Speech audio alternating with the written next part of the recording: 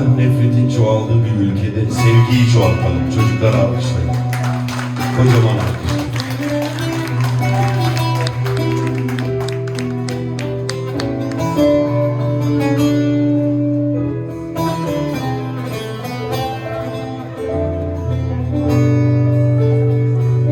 Bir gün çıkıp gel uzak yollardan,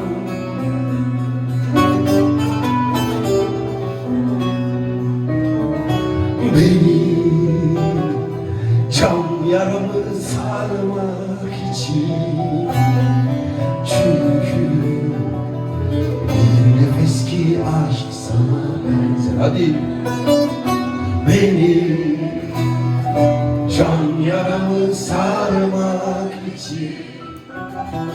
Çünkü bir nefes ki aşk sana benzer. Gökte parlayan ay, kalpte incinen söz çölde, ışıldayan su sana benzer. Gökte parlayan ay, kalpte incinen söz çölde, ışıldayan su sana benzer.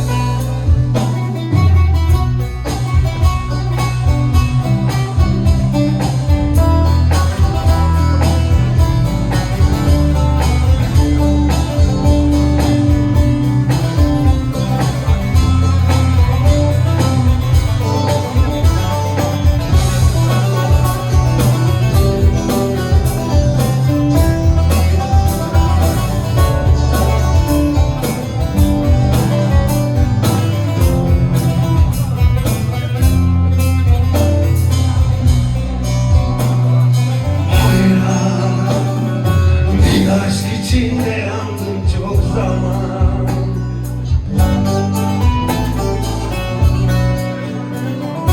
Söyle, koca bir hayat nasıl geçer? Sensiz geçen her öyküde benzer. Şimdi söyle, bu hayat nasıl geçer? Geçen her ömrüne benzer. Gökte parlayan ay, kalpte incinen söz çölde, ışık